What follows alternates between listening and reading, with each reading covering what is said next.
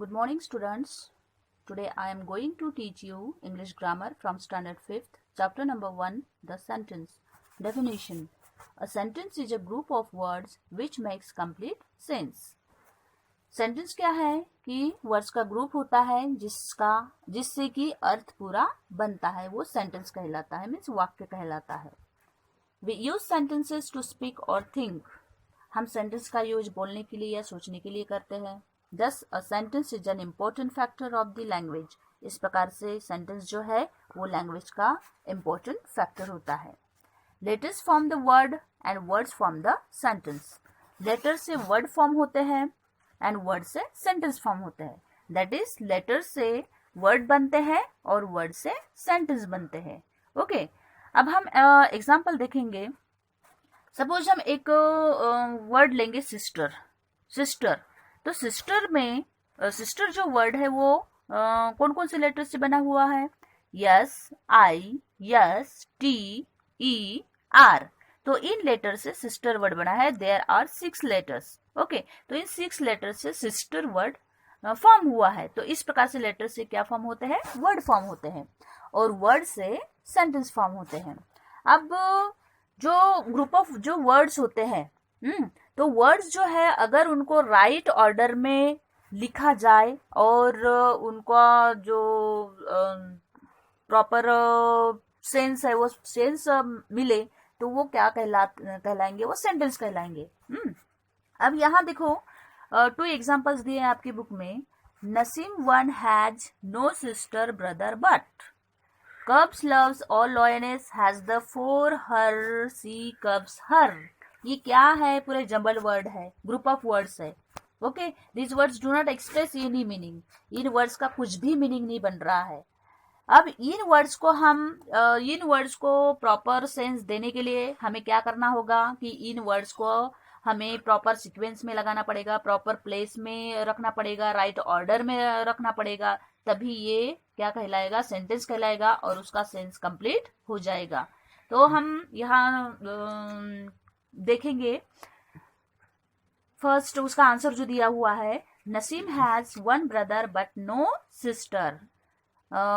यहाँ meaningful sentence बन गया है. ये नसीम को एक भाई है लेकिन बहन नहीं है, हो गया उसका मीनिंगफुल सेंटेंस. मतलब उसको मीनिंग क्या हो गया? मतलब उसका मीनिंग बन गया, सेंस मिल गया उसको. और हाँ देखिए, इसका जो फर्स्ट लेटर है वो कैपिटल है, नसीम का एन कैपिटल है और एंड में क्या पुट किया गया है? फुल स्टॉप पुट किया गया है.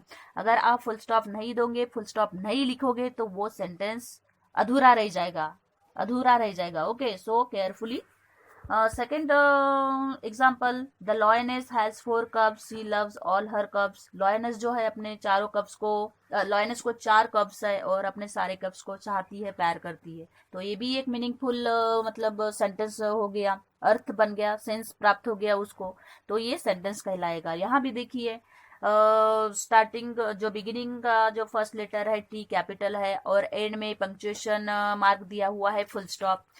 तो ये पंक्चुएशन मार्क देना बहुत ही जरूरी है. These words give proper sense. तो इन वर्ड्स को क्या मिल गया? एक प्रॉपर सेंस मिल गया. ओके, अब मैं 2 इम्पोर्टेंट थिंग्स बताने जा रही हूँ आपको कि सेंटेंस के लिए 2 इम्पोर्टेंट थिंग्स कौन सी है. तो first important thing is it is essential for sentence to have a verb जो मतलब सेंटेंस में वर्ब होना बहुत ही आवश्यक होता है. ओके, और दूसरी सेकंड इम्पॉर्टेंट थिंग क्या होती है कि व्हेन वी राइट सेंटेंस और when we beginning of the sentence, तो जब हम सेंटेंस की स्टार्टिंग करते हैं तो उसका जो फर्स्ट लेटर होता है, वर्ड का फर्स्ट लेटर होता है, वो कैपिटल होना चाहिए और एंड में क्या होना चाहिए? पंक्चुएशन मार्क होना चाहिए. अब पंक्चुएशन मार्क जो होते हैं वो अलग अलग प्रकार के होते हैं ना. For example full stop, question mark, exclamation mark, इस प्रकार के पंक्चुएशन मार्क होते हैं एटसेट्रा. सो अगर आप सेंटेंस लिख रहे हो, मीनिंगफुल सेंटेंस लिख रहे हो, अगर आपने पंक्चुएशन मार्क एंड में पुट नहीं किया तो आपका जो सेंटेंस है वो क्या रह जाएगा? अधूरा रह जाएगा. ओके, तो पंक्चुएशन मार्क देना बहुत ही जरूरी है. तो ये 2 इम्पोर्टेंट थिंग्स जो है आप अच्छी तरह से क्या कर मेमोराइज कर लीजिएगा और अपने माइंड में फिट करके रखना होगा. क्योंकि आप जो क्या मतलब मोस्टली स्टूडेंट क्या करते हैं कि जब सेंटेंस लिखते हैं तो एंड में पंक्चुएशन मार्क देना भूल जाते हैं, मतलब देते ही नहीं, यानी मैक्सिमम ऐसे स्टूडेंट्स है जो मतलब पंक्चुएशन मार्क्स देते ही नहीं, जो लिखते हैं सेंटेंस तो वैसा ही छोड़ देते हैं, मीन्स फुल स्टॉप रहा तो फुल स्टॉप नहीं देंगे, क्वेश्चन मार्क रहा तो क्वेश्चन मार्क नहीं देंगे। तो ये क्या होता है, इट्स रॉन्ग। ओके, तो ये टू इंपॉर्टेंट थिंग्स है। अब यहाँ देखिए एक्सरसाइज ये ब्लू कलर में दिया हुआ है, ये make proper sentences of the following words. यहाँ प्रॉपर ये जो वर्ड्स दिए गए हैं इनको प्रॉपर सीक्वेंस में लगाना है और प्रॉपर सेंटेंस बनाना है। अब यहाँ 5 एग्जाम्पल्स है, तो 5 एग्जाम्पल्स में से मैं फर्स्ट एग्जाम्पल आपको बता रही हूँ।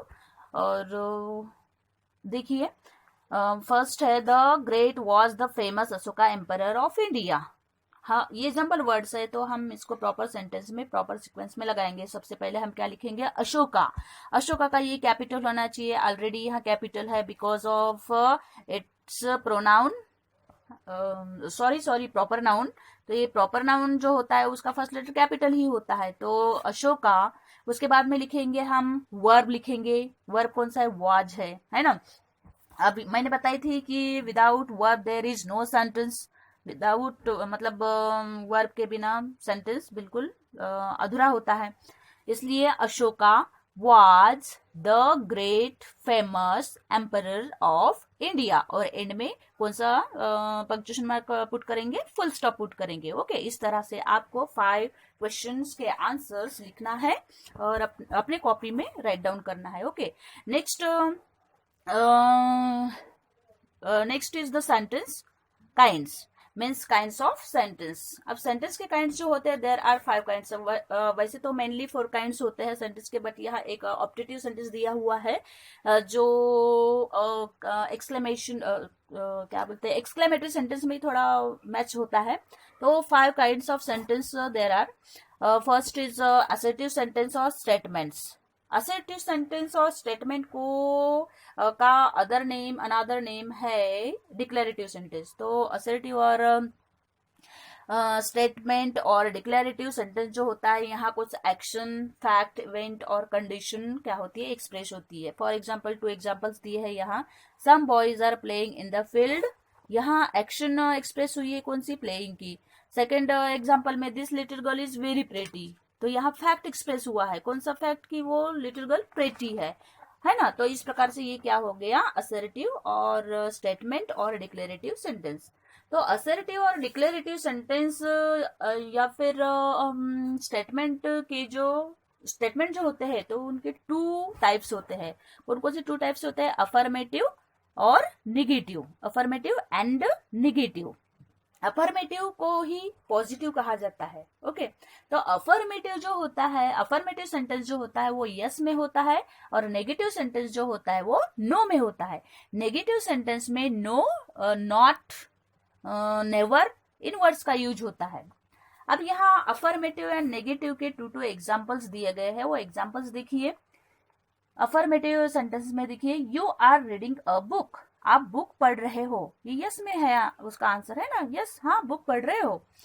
तो उसका नेगेटिव, और नेगेटिव उसका, you are not reading a book, आप बुक नहीं पढ़ रहे हो, तो वो यहाँ देखो नॉट आ गया, तो ये क्या हो गया, नेगेटिव सेंटेंस। अब यहाँ जो है नॉट काय के बाद लगा हुआ है, हेल्पिंग वर्ब के बाद में लगा हुआ है, तो नॉट जो है हेल्पिंग वर्ब के बाद में ही लगाया जाता है। अगर आपको अफर्मेटिव का नेगेटिव सेंटेंस फॉर्म करना है तो आपको नॉट का यूज करना पड़ेगा वहां, और नॉट जो है वो हेल्पिंग वर्ब के बाद में ही लगाया जाता है।